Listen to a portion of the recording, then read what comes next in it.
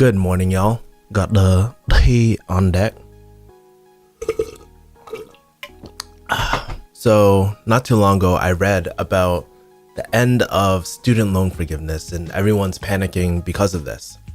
For y'all that don't know, what student loan forgiveness is that you either work for a non-profit or government organization, and you work for 10 years, and then the rest of your loans are actually forgiven, and you don't have to pay it back.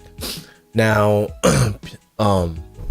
recently, New York Times came out with an article saying that this federal program might be discontinued, leaving a lot of people really fucked.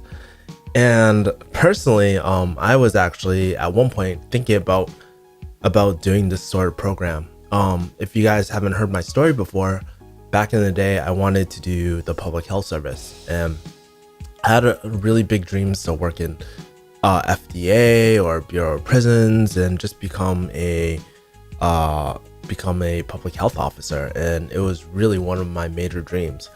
I even got all the way. I even met a rear admiral, got a recommendation from him, but I was just waiting for slots to open at the time. And that's actually why I'm here in California, because at the time after graduating, I wanted to wait out everything, so might as well enjoy it in the mother sunny California. But I thank God I didn't end up doing this, and thank God I found out that I wanted to do business. But anyways, I'm like reading the student doctor network forum and stuff, and it's so crazy. I think a lot of people are really pissed off because they feel screwed, because they feel like they were sort of promised this thing. But here's the thing with government or anything, nothing is ever promised. Even if it's from the government, changes can always happen. It's hard to predict what happens 10 years down the line, you know? So people, just like in real life, everybody will make these sort of promises or promises to you, but they don't have to hold their end of the bargain. And especially when it's 10 years, that's a huge thing. Now, I think the program was really cool. Knowing that, you know, like underserved areas, so like, let's say bumsfuck North Dakota or South Dakota, not too many young people really want to go out there. What's more sexy, Los Angeles or North Dakota? I don't know, man. But I thought the program had really well-meaning intentions, you know? But then as I was talking to my other pharmacist, she's telling me how a lot of her friends, they would just get any outpatient hospital job and get their loans forgiven and stuff. And to me, there's always going to be people working the system, whether it's like welfare or anything like that. But I thought it was really good. But I guess it's really costing people the government a lot of money. People are also saying that this could lead to healthcare strikes, perhaps not with elimination of the program, but when default occurs and it can't be discharged strikes. And honestly, it just has to, people just gotta manage their money better. They can't just count on having their job for the rest of their lives. That's why it's so important. Like on my channel, I always talk about how important having multiple streams of revenue is like one of the most important things that you can do for yourself. Because when things like this happen, when it's unexpected, you're not totally fucked, you know? And I think that's a huge thing, you know, because not worrying about it because you have other streams of revenue, like you're not hit as hard. Just like when you're investing in stocks and stuff too.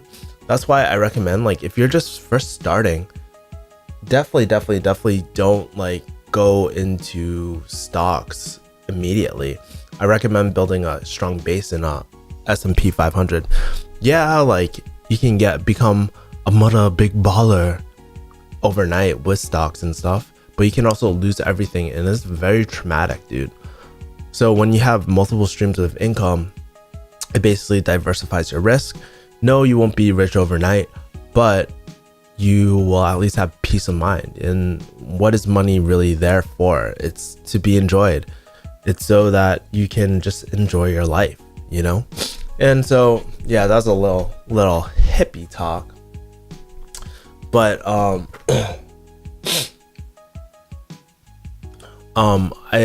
read a lot of comments where some people, like, they feel like they sacrificed so much. They went to pharmacy school in the local state.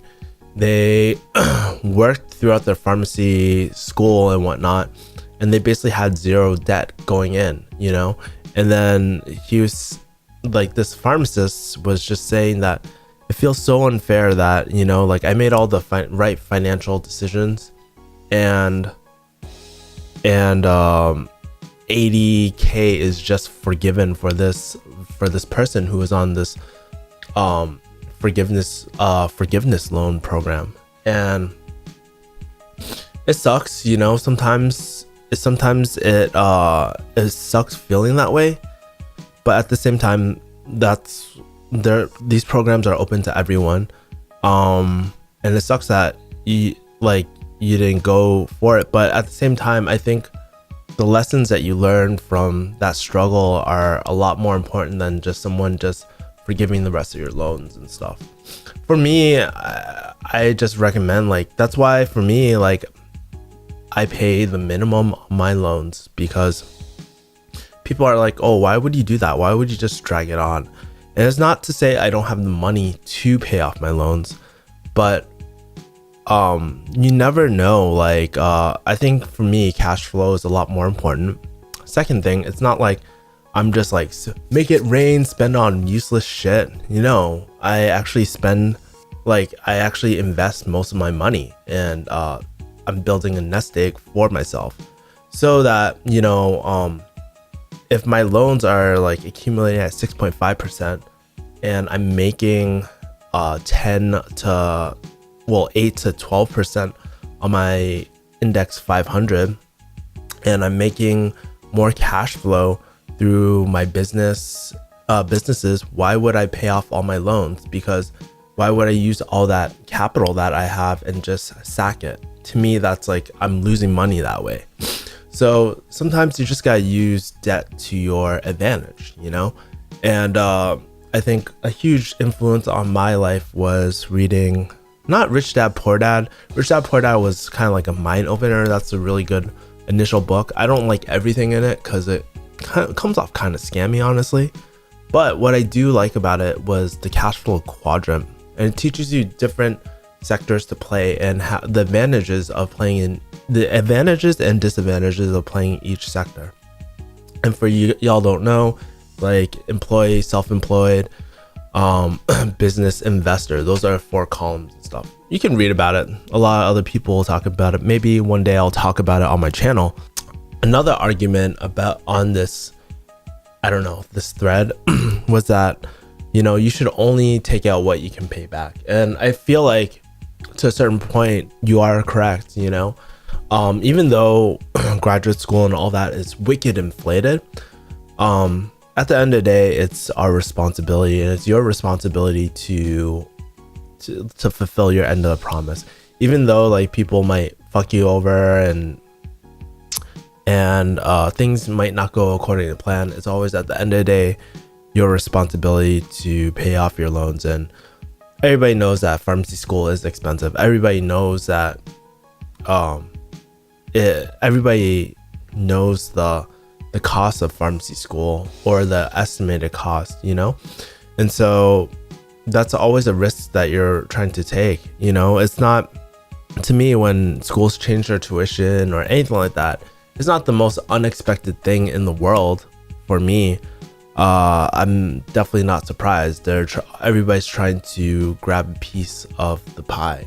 And I think finally, before I close out this video, I think it's very interesting to see, like, the dynamic between everyone in this thread. It's just very interesting how everybody gets so worked up about how other people spend their money and the loopholes. And I get it. No one wants to feel like they're being fucked over or screwed or anything like that.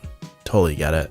But at the end of the day, I mean, it doesn't really matter what other people are doing. You just need to focus on yourself. And really, if there's one thing I can stress, really start trying to create multiple streams of revenue so that, you know, if this sort of stuff happens, you're not totally fucked, and that you have some sort of additional income, kind of buffer out some things.